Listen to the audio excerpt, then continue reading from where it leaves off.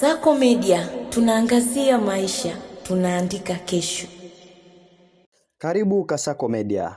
Rais Donald Trump amekutana na Rais wa China Xi Jinping katika ukumbi mkuu wa watu wa Beijing, akiashiria mkutano muhimu huku kukiwa na mvutano unaoendelea kuhusu vita nchini Iran. Trump alimsifu Xi kama kiongozi mkuu kabla majadiliano yao, ambayo yanatarajiwa kuangazia biashara, akili bandia na uhusiano wa kimkakati kati ya China na Iran.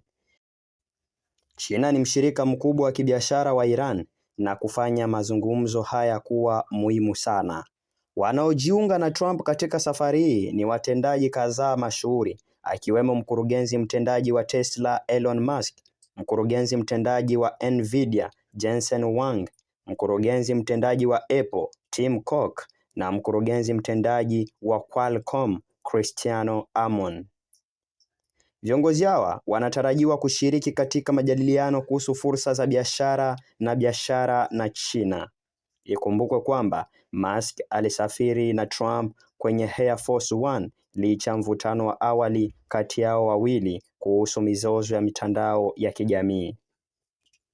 Kulingana na WISN, mkutano huo pia unatumika kama jukwaa la kushughulikia mustakabali wa akili bandia, uwanja ambapo Marekani na China zinashindania utawala.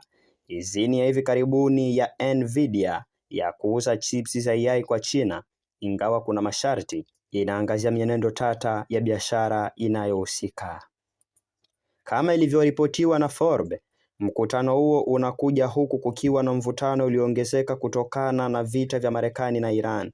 Marekani imetoa vikwazo dhidi ya mashirika yanayowezesha mauzo ya mafuta ya Iran kwa China, jambo ambalo huenda likashughulikiwa wakati wa mkutano huo.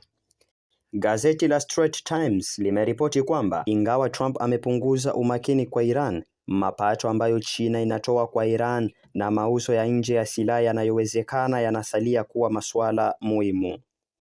Viongozi wote wawili wanatarajiwa kuchunguza njia za kushiriki tofauti na kupanua ushirikiano, huku Trump akieleza matumaini kuhusu mustakabali wa uhusiano wa Marekani na China. Basi kwa kupata mengi zaidi, jiunge na Kasako Media.